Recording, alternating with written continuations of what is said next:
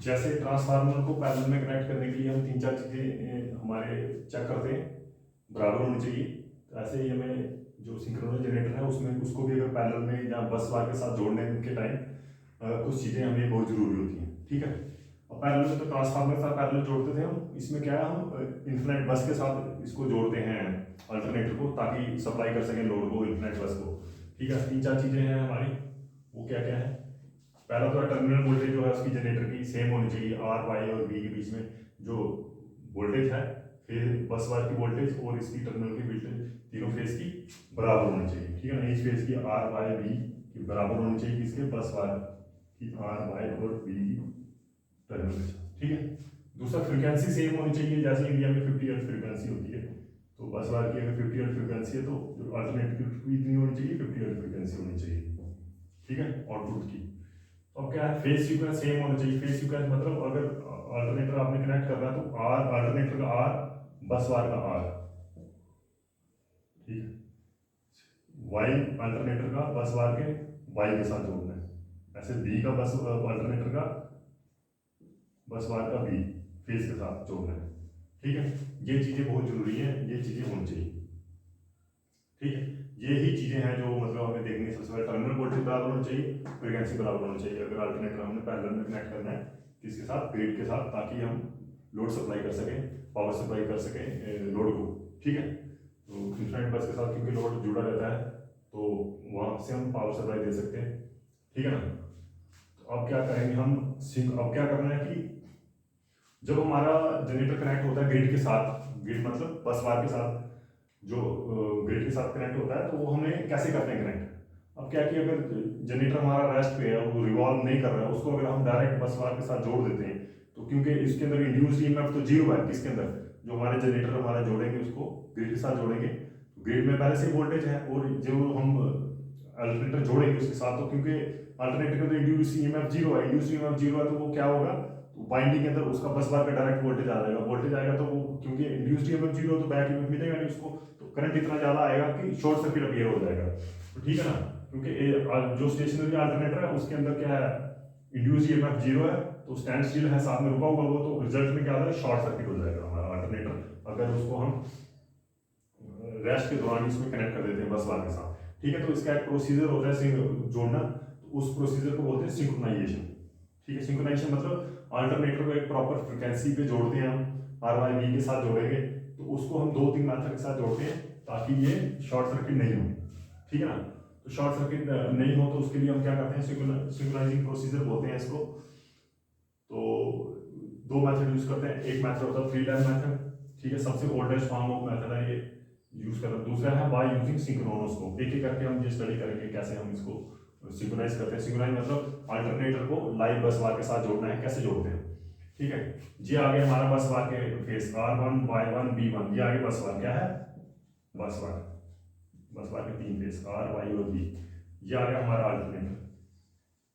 Alternator to be connect, ठीक है। इसको जोड़ना हमने बस बार के साथ कैसे जोड़ेंगे, तो इसके तीन लैंप मेथड यूज करते हैं, ठीक है। थ्री लैंप मेथड यूज करते हैं।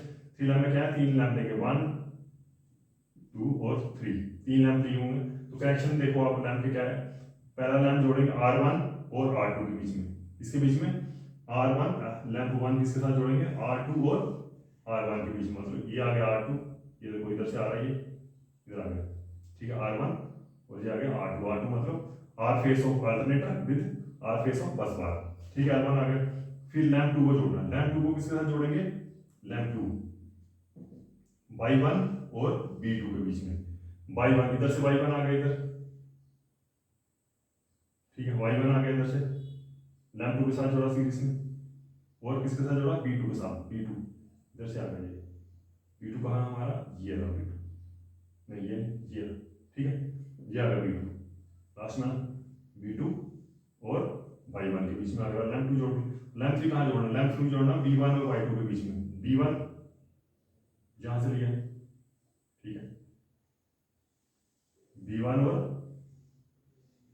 Y2 के बीच में, ठीक है, B1 और Y2 के बीच में जोड़ दिया ना लैंप 3। अब क्या देखना हमें, ये तीनों लैंप जोड़ दिया हमने, तो बीच में ये स्विच है, क्लोजिंग स्विच क्या है, सर्किट ब्रेकर मान लो इसको, 3 फेज सर्किट ब्रेकर, 3 पोल सर्किट ब्रेकर, ठीक है, सर्किट ब्रेकर। तो क्लोज करने का काम आता है।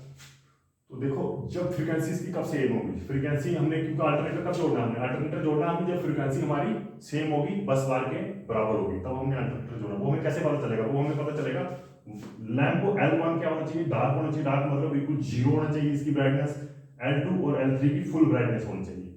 ये चीज रखनी है, L1 क्या होना चाहिए डार्क, L2 और L3 क्या होना चाहिए ब्राइट, फुल ब्राइट होना चाहिए। इस केस में जब ये कंडीशन हमें मिलेगी, L1 हमारा बिल्कुल बंद होगा, बिल्कुल ब्राइटनेस जीरो होगी, L2 की और L3 की फुल ब्राइट होगी, तो उस टाइम हमें पता चल जाएगा कि इसकी फ्रीक्वेंसी अल्टरनेटर की फ्रीक्वेंसी बस बार की फ्रीक्वेंसी बराबर होगी। उस दौरान क्या करेंगे, हम सीधे सर्किट ब्रेकर जोड़ देंगे, सर्किट में जुड़ गया, अल्टरनेटर हमारा कनेक्ट हो गया, ठीक है। इस पूरे प्रोसीजर को बोलते हैं सिंक्रोनाइजेशन ऑफ जनरेटर, मतलब कनेक्टिंग जनरेटर विद दी बस बार यूजिंग 3 लैंप मेथड, ठीक है। आगे समझ, तो इसमें ये चीज नोट करनी है अपने, L1 किसके बीच में होता है कनेक्ट, R1 और R2, और L2 किसके बीच में, Y1 और V2 के बीच में, और L3 क्या है, V1 और Y2 के बीच में, ठीक है। एक दूसरे तरीके से देख सकते हैं, जो L1 है वो सेम फेज के बीच में कनेक्टेड है, जो हमारा लैंप 2 है वो एक फेज और दूसरे डिफरेंट फेज के साथ कनेक्टेड है, L3 भी हमारा एक फेज और सेकंड डिफरेंट फेज के साथ कनेक्टेड है, ठीक है। क्योंकि L1 हमारा डार्क क्यों है, क्योंकि हमने इसको श्योर करने के लिए कि दोनों का फेज डिफरेंस जीरो होगा, फेज डिफरेंस जीरो होगा, इसके अंदर करंट जो ट्रैवल होगा जीरो होगा।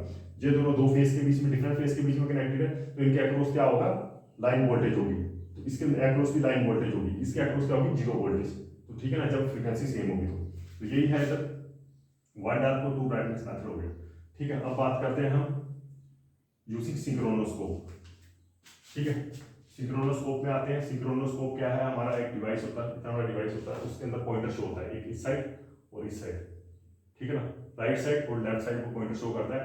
जब हमारा पॉइंटर बिल्कुल सेंटर में आ जाता है तो हम मान गए कि फ्रीक्वेंसी अल्टरनेटर की फ्रीक्वेंसी और जनरेटर की फ्रीक्वेंसी जो है, अल्टरनेटर की फ्रीक्वेंसी और बस बार की फ्रीक्वेंसी सेम हो गई है, तो उस दौरान हम क्या करते हैं, इसको सर्किट ब्रेकर क्लोज कर देते हैं, ठीक है। तो ये है। अब इस बार में क्या करते थे, एक सेम फेस में बल्ब लगाते थे और दो बल्ब अलग अलग फेस के बीच में लगाते थे। इसमें क्या है, हम इसके कनेक्शन बिल्कुल सिमिलर कर देंगे, R को R के साथ जोड़ेंगे, R1 को R1 के साथ जोड़ेंगे, Y1 को Y1 के साथ जोड़ेंगे, ये सिंक्रोनोस्कोप के बीच में टर्मिनल्स बने होते हैं, ठीक है ना, सीरियल के साथ, R1 R2 एक पॉइंट पे जोड़ेंगे, Y1 Y2 इसके अलग अलग पॉइंट पे, दो पॉइंट पे जोड़ेंगे अलग अलग, ठीक है। जब सिंक्रोनोस्कोप बिल्कुल प्रॉपर्ली कनेक्ट हो जाता है as per there terminal connection, तो ये शो करता है रीडिंग। अब एक साइड में हमारा क्या लगेगा, अल्टरनेटर, क्या लगेगा, अल्टरनेटर, और ये क्या है, बस बार, ठीक है, बस बार जिसकी ग्रिड के। तो अब क्या है, जनरेटर जब हमारा अब ये चलता कैसे है, ये वर्किंग क्या करता है, ये 3 फेस मोटर को प्रवर्ट करता है, 3 फेस मोटर को प्रवर्ट करता है, ठीक है, मतलब रिवॉल्विंग मैग्नेटिक फील्ड को प्रोड्यूस करता है। अगर R Y B same phase है तो क्लॉकवाइज घूमेगा, ठीक है ना। अगर इसके अंदर फेस डिफरेंस है तो फिर ये इसके अंदर टॉर्क प्रोड्यूस होगा, टॉर्क प्रोड्यूस होगा तो उस हिसाब से इसका पॉइंटर घूमेगा, क्लॉकवाइज घूमेगा और एंटी क्लॉकवाइज घूमेगा, वो मैं बताता हूँ कब घूमेगा। अगर आपका फेज डिफरेंस अभी शो क्या करता है, phase difference and frequency difference show करता है, क्या करता है, phase difference and frequency difference show करता है, ठीक है ना, फ्रीक्वेंसी डिफरेंस शो करेगा ये, ठीक है। कंपेयर करता रहता है, ये दोनों कंपेयर करेगा, बस बार की फ्रीक्वेंसी के साथ और अल्टरनेटर की फ्रीक्वेंसी के साथ कंपेयर करेगा। अगर डिफरेंस है तो उसके अंदर टॉर्क प्रोड्यूस होगा, अगर डिफरेंस नहीं है तो टॉर्क प्रोड्यूस नहीं होगा, तो इसकी जो नीडल है पॉइंटर एक जगह खड़ा हो जाएगा, ठीक है। अब क्या फ्रीक्वेंसी डिफरेंस, ये रिवॉल्विंग पॉइंटर के हिसाब से बताता है फ्रीक्वेंसी डिफरेंस कितना है, ज्यादा है कम है। अगर फ्रीक्वेंसी ज्यादा है, अगर अल्टरनेटर की फ्रीक्वेंसी बस बार की फ्रीक्वेंसी से ज्यादा, मान लो अल्टरनेटर की फ्रीक्वेंसी, इसकी जो ग्रिड की फ्रीक्वेंसी 50 है और इसकी फ्रीक्वेंसी है 53, अल्टरनेटर प्रोड्यूस कर रहा है 53 हर्ट्ज और बस बार की फ्रीक्वेंसी 50 हर्ट्ज, तो क्या होगा, ये फ्रीक्वेंसी ज्यादा होगी। अब ज्यादा होगी तो ये हमारा जो पॉइंटर है क्लॉकवाइज घूमेगा, किस साइड, क्लॉकवाइज घूमेगा, इस साइड, ठीक है, इस साइड घूमेगा और फास्ट घूमेगा, ठीक है, फास्ट घूमेगा। फ्रीक्वेंसी कब ज्यादा होती है, फ्रीक्वेंसी तब ज्यादा होती है जब हमारी रोटेशन अल्टरनेटर की रेटेड रोटेशन से ज्यादा हो, रोटेशन से ज्यादा हो, तो फ्रीक्वेंसी हमारी क्या हो जाती है, बढ़ जाती है, क्योंकि फ्रीक्वेंसी किसके बराबर होती है, 120 एफ बाई पी होती है ना, एन एस। अगर फ्रीक्वेंसी क्या होगी, 120 N S by 120, N P by 120 आ गई हमारी फ्रीक्वेंसी, ठीक है। मतलब फ्रीक्वेंसी कब ज्यादा होगी, जब हमारी रोटेशन ज्यादा होगी, ठीक है ना। तो इसलिए जब फ्रीक्वेंसी ज्यादा है तो ये राइट साइड घूमेगा और फास्ट घूमेगा, मतलब पॉइंटर अपने एक साइड घूम जाएगा, राइट साइड, तो वहां से हमें पता चल जाएगा कि हमें अल्टरनेटर की स्पीड क्या करनी है, कम करनी है। हम धीरे धीरे अल्टरनेटर स्पीड कम करेंगे जब हमारा ये पॉइंटर बिल्कुल इधर राइट साइड की वजह बिल्कुल सेंटर में खड़ा हो जाएगा, तो उस दौरान हमें पता चल रहा है कि इसकी फ्रिक्वेंसी अल्टरनेटिव फ्रिक्वेंसी 50 होगी, इसकी 50 होगी। उसके बाद हम क्या करेंगे, ये सर्किट ब्रेकर को लॉक कर देंगे। क्या करेंगे, लॉक कर देंगे, ठीक है ना। लॉक हो जाएगा तो ये सर्किट ब्रेकर कनेक्ट हो जाएगा, ठीक है।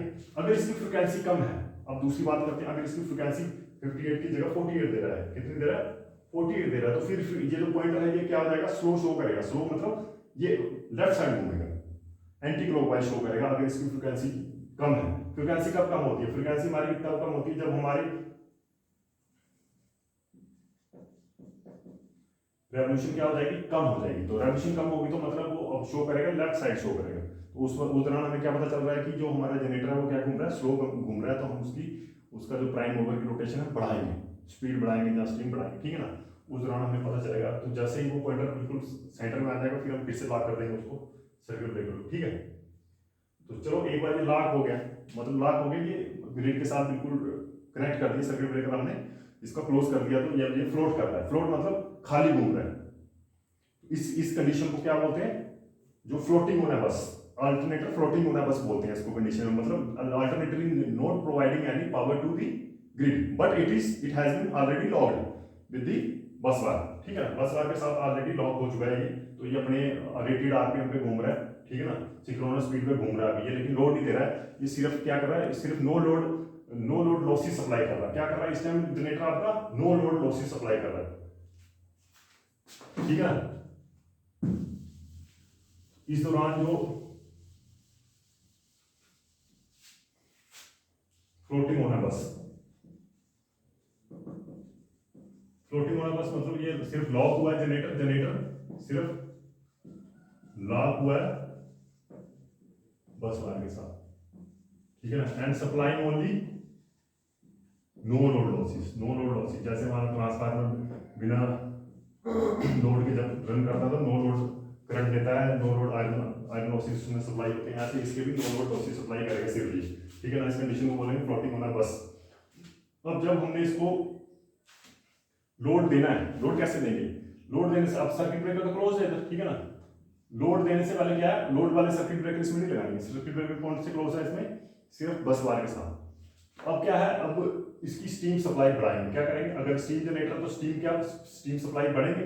जैसे जैसे इसके सर्किट ब्रेकर क्लोज होंगे तो उसी धीरे धीरे क्या करेगा, ये लोड सप्लाई करना स्टार्ट कर देगा। एक्साइटेशन भी बढ़ा सकते हैं हम, एक्साइटेशन बढ़ाएंगे टू इंक्रीज और डिक्रीज लोड पावर फैक्टर, ठीक है। फ्लोटिंग ऑन है बस के बाद की ये कंडीशन, ठीक है ना। उसके बाद क्या करेंगे, हम स्टीम की सप्लाई बढ़ाएंगे। अगर हाइड्रो जनरेटर तो वाटर की सप्लाई बढ़ाएंगे। Water controlling procedure, water controlling equipment होता है ना, बटरफ्लाई वाल्व को बढ़ा देंगे हाइड्रो में। तो स्टीम में क्या है, वाल्व थोड़ा इंक्रीज करेंगे, स्टीम की सप्लाई बढ़ाएंगे। तो जैसे स्टीम की सप्लाई बढ़ाएंगे तो धीरे धीरे लोड इस पे आना स्टार्ट हो जाएगा। और एक्साइटेशन भी हम ऊपर नीचे करेंगे to change the power factor of a load, ठीक है। तो बस यही था आज का हमारा सिंक्रोनाइजेशन। अभी उसके बाद देखेंगे हम कि दो जनरेटर पैरेलल में जब लगते हैं तो उसमें क्या क्या कंडीशन आती है, क्या क्या चेंजेस आते हैं, ठीक है। बस यही था।